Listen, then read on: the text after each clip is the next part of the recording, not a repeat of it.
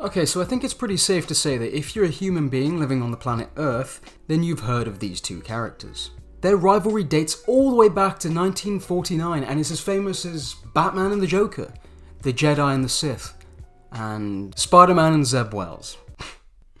I'm sorry, I just had to. It's just awful. Today we're going to be telling the story of the fully finished, then cancelled, then revived Looney Tunes feature film COYOTE vs ACME, and what it means for the modern Hollywood landscape. If you stick around, I've got a special surprise for you at the end of the video, but it only appears if you watch the whole thing, so it's definitely worth it. So, cue the intro.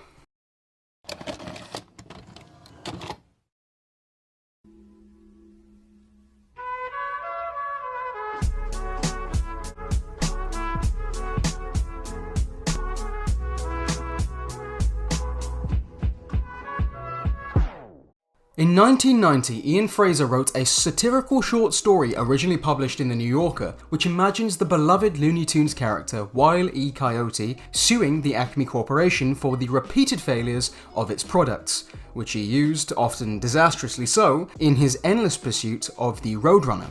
Basing its narrative on Fraser's initial concept, the movie COYOTE vs ACME was written by Sammy Birch, James Gunn, and Jeremy Slater, with Dave Green set to direct. The film started principal live-action filming in New Mexico in March 2022, and wrapped later the same year in May. Test screenings reportedly received excellent audience feedback. Audiences rated it 14 points above average for a family film, with the final scores landing in the high 90s, meaning 95% rated it very good or excellent. A Warner Bros. Crew member even went as far as to call it the best of its kind since Roger Rabbit, stating that the ending makes everyone fucking cry.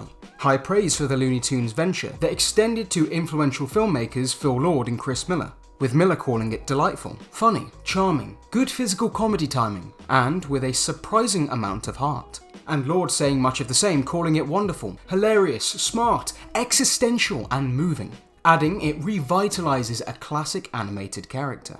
Despite all the positive reactions and praise the film was receiving, in November 2023, Warner Bros. Discovery unexpectedly shelved the completed movie, opting to take a $30 million tax write-off rather than fund its theatrical release. The move sparked a wave of outrage. Filmmakers publicly condemned the decision, and actors and crew members like Dave Green expressed heartbreak on social media. Unfortunately, the Looney Tunes flick was one of many movies to receive the same fate at the hands of WBD.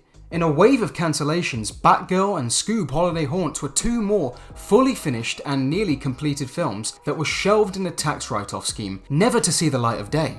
Days later, Warner Bros. Reversed course under pressure, quietly permitting the filmmakers to shop it around distributors, but under strict terms. They sought full recoupment of production costs, plus additional fees of around $75 to $80 million, rejecting any counteroffers that came their way. Streaming companies like Netflix, Amazon, Paramount, and Apple reviewed the film in early 2024, with some making proposals including a theatrical release. Said offers would go on to find no success, and in February 2024, rumours circulated that Warner might permanently delete the film as its tax window closed. Luckily, in March 2025, Ketchup Entertainment, an indie distributor, struck a deal to acquire worldwide rights for the film from Warner Bros. For roughly $50 million, notably less than the studio's initial asking price. The offer was accepted, and the film is officially scheduled for a 2026 theatrical release, making an unexpected comeback for the stubborn Coyote. Now, the story of COYOTE vs ACME is far more than a quirky Hollywood controversy, something to be looked back on in years to come as just that thing that happened. It's a sharp, troubling reflection of the power imbalance between studios and creatives in today's Hollywood film industry.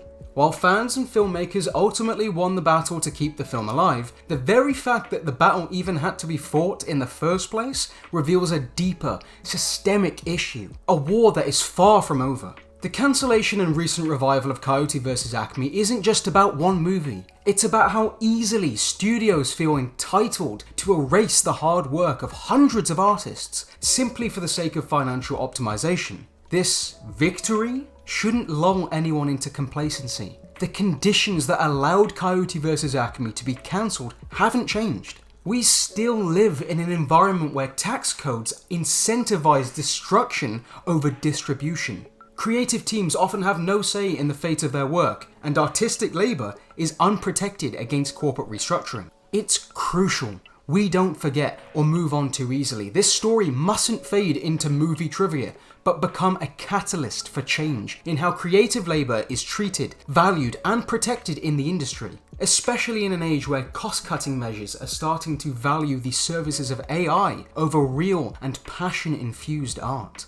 It's also vital that we as spectators don't justify WBD's decision to shelve the film. It's all very well and good us taking to the internet and protesting, but when the movie's release date comes, it's important that we show up, spend our money on a ticket, and prove the worth of art to a studio that only values profit. The fate of Hollywood's future and how it sees its products is in our hands. Because until there are structural safeguards that prevent corporations from destroying art for financial convenience, we'll always be fighting a war to protect what should never have been under threat in the first place. Hey, so if you've made it this far through my rambles, I really appreciate it. This isn't the kind of video or topic or characters that we typically cover on the channel, but I feel like it's an important story to share, especially in such a pivotal age for the film industry. Oh, right, yeah, and the surprise. The E in Wile E. Coyote stands for Ethelbert. It was mentioned in like one Looney Tunes comic, and I just think that's hilarious. That's all. That's the surprise. Bye. Thank you so much for watching.